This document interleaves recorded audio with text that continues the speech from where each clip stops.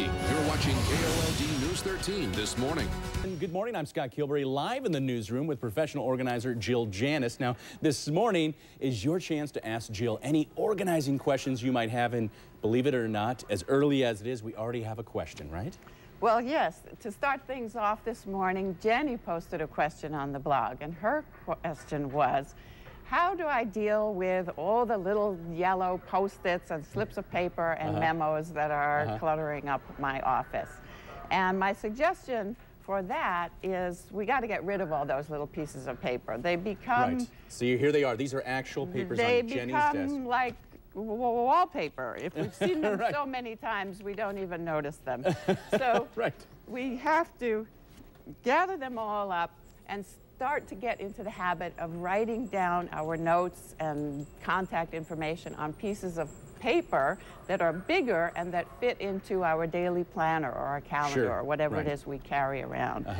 I actually have a calendar. You mentioned the calendar that's on the desk. I mean, is that all right to keep that and have it scribble on that thing as well? Yes. I would just try and get out of the habit of sticking little yellow things all over the place because you can't see them after a while anyway. And is that a common problem when you're organizing, say, office areas, just condensing all the information? Very much so. So I would say to people that you have to be brave, gather them all up, and we'll start to look at them one by one and see if the information is still current. Does it need to go in an address book?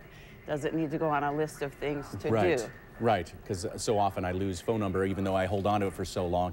I misplace it because it's on one of these little sticky notes. But on one of these particular sticky notes, it's from Jenny. It says, "Tell Scott I like him." So that's interesting. Now, you should keep that one. Put that one exactly. Right up she had to remind herself. Thank you, Jill. You're welcome. Go on and log on to KOLD.com and click on the New This Morning blog to post your question. In fact, today's tip of the day from the Tucson professional organizers is something like this. Put kids' supplies at a level they can reach. Trying to designate an area in your home for the kids' stuff. This will reduce the clutter from other areas in your home. So there you have it. We'll be stopping by in the newsroom to talk to Jill throughout the day. Meanwhile, we'll throw it back to Jenny as we try to organize her desk. Jenny? Also, log on to KOLD.com right now this morning. You see Jill there? She is typing away. Click on the New This Morning blog. It's at the bottom of the page on the left-hand side. She's standing by to answer your organizing questions, so ask away. Good morning to you. I'm Jenny Anchondo, live over here in the newsroom with professional organizer Jill Janis. Good morning. Hi. And thank you for being in here. So this morning is all of your chances to ask Jill any organizing questions you have. So here's another question for you, Jill. We're wondering what to do because someone writes in, I feel so overwhelmed. Where should I begin? So it sounds like this is a situation where they have a lot to get done and don't know where to start. What do you say? It's that way for a lot of people. A lot of people never do get organized because they don't know where to begin. So if I'm coming in, the first thing that I would look and see is the disorganization or clutter creating actually a physical hazard anywhere? And what this might look like is stuff on the floor, stuff between you and the door, stuff that would keep you from being able to get out of the house quickly in an emergency.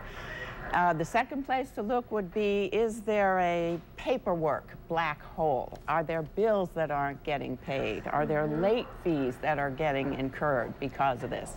If that were so, then that would definitely be the next area that we would have to tackle.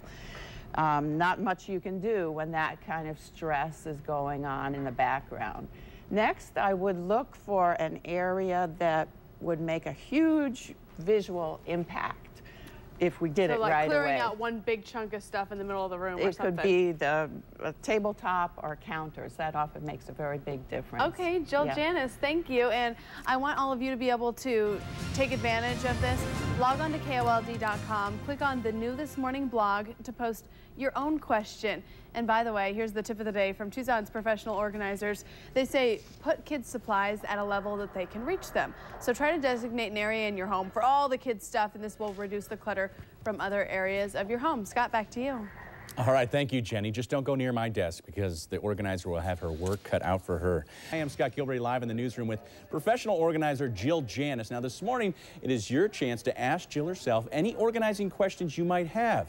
And one of the questions that somebody might have already is, how can parents get help with their kids getting organized or help their kids get organized? So how would they go about doing this? That's another great question, and parents ask me that all the time. The number one, first, most important thing that parents have to do is set a good example. Now, the good news is that we influence our kids. The bad news is we influence our kids.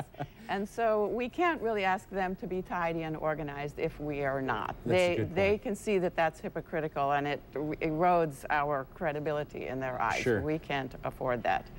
The second first most important thing to do is we have to reduce the amount of stuff that kids get. Kids start acquiring things and paperwork before they're even born. And so we need to get a handle on it before they're even born. Right. And encourage people to give our kids something else besides stuff and toys. Exactly. I'm right there with you. For gifts. I have 3 of them, and one thing that I need to know is how early do you start teaching the kids? Okay, pick up after yourself. Immediately, I'm sure. I think immediately, even before the kid themselves can take out toys and put them back. We're doing that, and so we need to have them see what we're doing, and we can talk about what we're doing. We can say, we played with that, we're finished, now we're going to put it away. Right. And then, as soon as they can do that, we need to let them know that that is part of the activity, is putting things away before we start. Great information, Jill. Thank you very much. Now I got to be a good example here. Log on to KOLD.com if you want to get organized. Here's your tip of the day if you want to check it out on our morning blog. It looks like this from Tucson's professional organizers. Put kids' supplies at a level they can reach. So try to designate an area in your home for the kids' stuff. This will reduce the clutter from other areas in your home, and heck, they can start picking up themselves. Now, every Friday this month, we've been actually giving you a chance to ask a professional organizer for free advice on getting the clutter out of your home. And today we have professional organizer Jill Janis vlogging in our newsroom, and it's all on our New This Morning blog. Jill, I went on there and I thought, my goodness, who are all these posts from? Well, they're from Jill, because she has been putting all this advice on there. What are some of the things that you're putting out there for folks?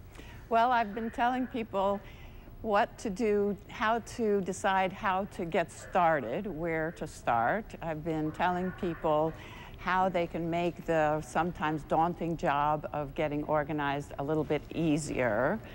I've answered some questions about how parents can help their kids to get organized. It's been lots of fun. I've had lots of time to write. There haven't been any questions coming in, so I've had lots of time to write. I hope it's useful. We appreciate that. Now, one thing that I did take away from this is be a good example, especially if you have children out there. Begin picking up yourself. That's show them how to do it. That's right. All right, Jill, thank you. Thank you so much. All right. Now, log on to KOLD.com. Click on the New This Morning blog if you want to post a question for any time. And as far as our tip of the day is concerned, this is what it looks like. Here it is. It's from Tucson's professional organizers. They say put kids' supplies at a level where they can reach them. That way they can put them away themselves. So designate a certain area in your home for all the kids' stuff, and this will reduce the clutter from other areas in your home.